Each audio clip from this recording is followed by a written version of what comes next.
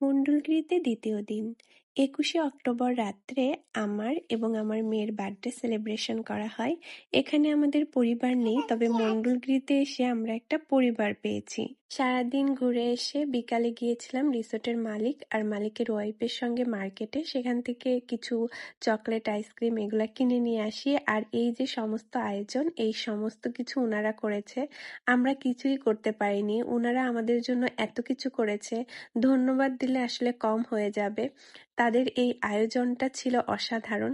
আমার আজকের সম্পূর্ণ ভিডিওটা দেখলেই বুঝতে পারবেন আমরা কতটা মজা করেছি।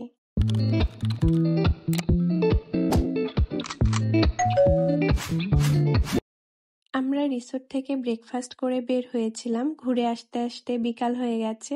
এর মাঝে তিগ্গাও ঘুমিয়ে গিয়েছে, তো ওকে আর রুমে নেইনি, কারণ এখন আমরা মার্কেটে যাব।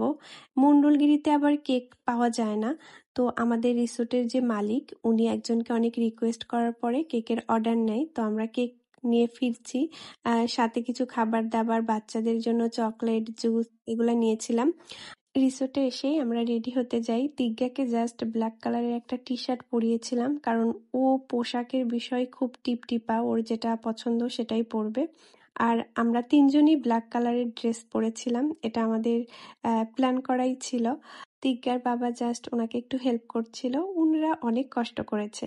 মণ্ডলগিরিতে ৭টার মধ্যেই খাওয়া দাওয়া করে সবাই ঘুমিয়ে যায়, কারণ এই প্রভিন্সে জনসংখ্যা খুবই কম, আর যেহেতু পাহাড়ের উপরে, তো ওনারা খুব তাড়াতাড়ি খাবার দাবার খেয়ে ঘুমিয়ে যায়। শুধুমাত্র আমাদের জন্য অনেক রাত পর্যন্ত ওনারা ছিল।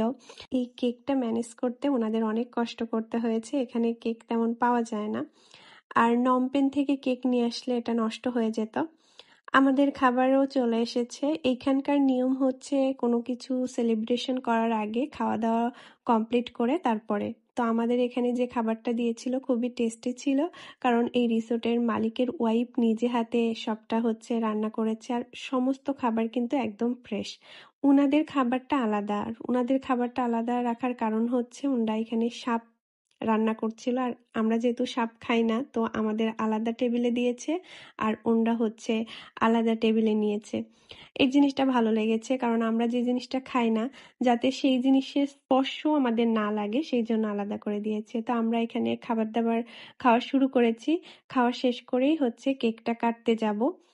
তিগ্গা এত লোকজন পেয়ে খুব খুশি। খাবারের মধ্যে শুধু ভুট্টা সিদ্ধ খাচ্ছিল। ওনরাও এখানে খাবারটা কমপ্লিট করে নিচ্ছে, কারণ এরপরে আমরা কেক কাটবো। আর দেখুন আমার মেয়ে কি কি করে, ও কতটা খুশি হয়েছে।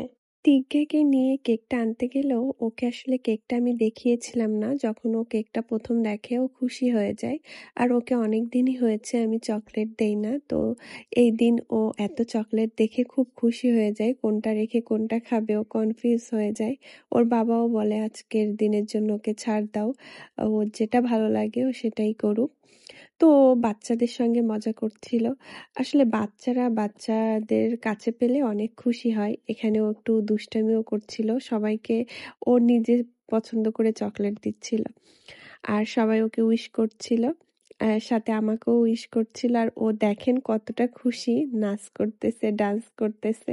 এখানে একটা মিউজিক অ্যাড করা হয়েছিল, কিন্তু আমি সেই মিউজিকটা দিতে পারছি না, কারণ এটাও ইউটিউবে কপিরাইট দিয়ে দেয়। তো যার কারণে আমি মিউজিকটা রিমুভ করে দিয়েছি। এখানে সুন্দর একটা মিউজিকের সঙ্গে সবাই ওকে উইশ করছিল এবং ও ডান্স করছিল। তো আমরা কেকটা কাটার আগে মোমবাতিটা নেভানোর চেষ্টা করি, কিন্তু আমরা দুজনেই পারছিলাম না।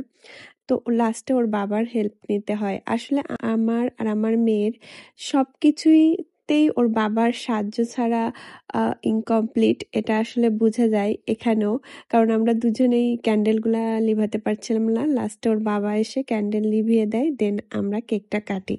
তিগ্গার প্রথম বার্থডেতে আমরা বাংলাদেশে ছিলাম। তিগ্গার দাদু খুব সুন্দর করে ওর জন্মদিনটা পালন করেছিল। তখন দুর্গাপূজার মধ্যে ওর জন্মদিন পড়েছিল।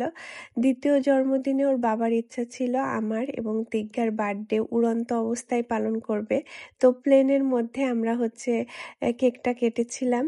আর এবারের বার্থডেতে আমরা চলে এসেছি কম্বোডিয়ার একটা পাহাড়ে, লাল মাটির পাহাড়।